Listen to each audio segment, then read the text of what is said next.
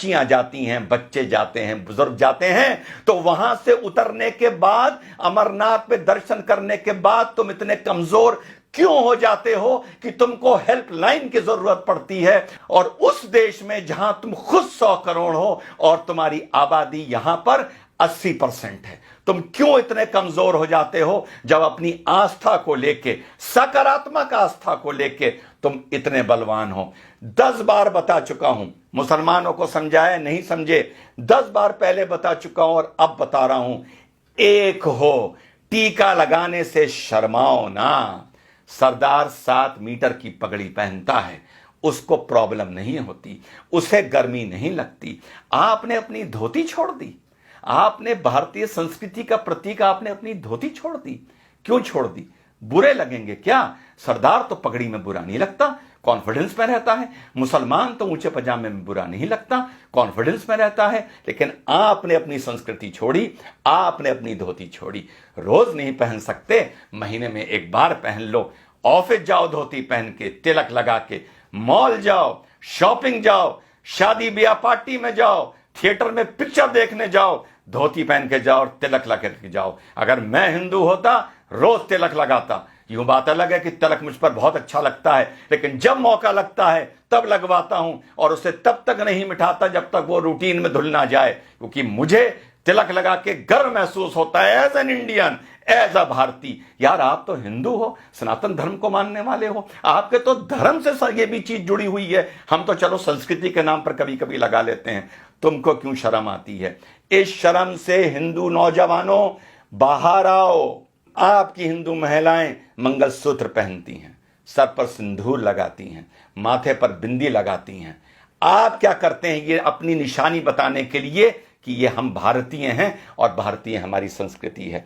आपने सोचा दाढ़ी रख के इतनी बड़ी सरदार भाई बहुत हैंडसम होते हैं अंदर से, लेकिन वो कहते हैं हमें कोई नहीं मतलब, पगड़ बांधेंगे, दाढ़ी रखेंगे, हमें अपने फीचर्स नहीं दिखाने किसी को, और तब भी कितने खूबसूरत लगते हैं। मूंछ कटा के मुसलमान कोई खूबसूरत नहीं लगता, ऊंचा पजामा पहन के कोई मुसलमान खूबसूरत नहीं लगता।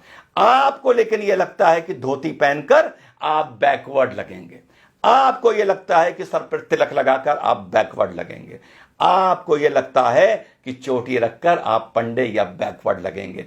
इसको अपने वे ऑफ लाइफ में लाइए। चोटी को नहीं ला सकते तो तिलक को लाइए, धोती को लाइए।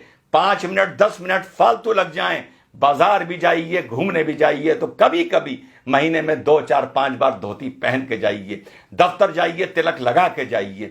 कॉलेज स्कूल जाइए, जॉब पर जाइए, तिलक लगा के जाइए। यही सकारात्मक संस्कृतिवाद है, यही आप लोगों को यूनाइट करेगा। धर्म संसद में जो बोला जाता है, मैं उसका कभी समर्थन टेक्निकली नहीं कर सकता बीइंग एन इंडियन, लेकिन इस चीज के लिए मैं आप लोगों को आगाह कर रहा हूं, सलाह दे रहा हूं कि यूनाइट हो। और धरातल पर ये नहीं कि कभी कभी एकदम से भगवा पहन लिया और साहब आज रामनवमी का जलूस है, वो देखने से नजर आता है कि कल ही नया भगवा निकाल के लाए हैं, फिर 364 दिन के लिए अंदर रख दिया जाएगा। या कभी कोई थाने वाने में बवाल होगा, कुछ होगा, कोई रैली वैली निकलेगी भाजपा की, तो भगवा पहन लिया जाएगा। इस भगवे को, इस तलक को, इस धोती को, इस कुर्ते को अपने कल्चर में लाइए, अपनी रूटीन में लाइए। आप अगर यूनाइटेड हैं सकारात्मक नजरिए से, तो आपको किसी हेल्पलाइन की जरूरत नहीं पड़ेगी। खुद ताकतवर होइए, खुद यूनाइटेड होइए। तो संदेश मेरा यही है मेरे सनातन धर्म के मानने वाले साथियों, ज्यादा मैं नहीं बोल सकता, बतौर मुसलमान बोलूंगा तो तुम ही में से 10 खड़े हो जाएंगे ये कहने के लिए कि मुसलमान में ज्यादा ज्ञान आ गया है, ये ज्यादा हमें ज्ञान दे रहा है, और 10 खड़े हो जाएंगे ये बोलने वाले कि ये भड़का रहा है, और बाकी शायद चुप हो जाएंगे और मुट्ठी भर मेरी बात समझेंगे। और यही आप लोगों का आगे जाके 50-100 साल बाद पछतावे का सबब बनेगा। तो आप लोगों को मेरा यही संदेश है, सकारात्मक तरीके से यूनाइट करिए, सकारात्मक तरीके से अपनी संस्कृति को पुनः जीवित और पुनः पैदा करिए। तिलक को अपना वे ऑफ लाइफ बनाइए।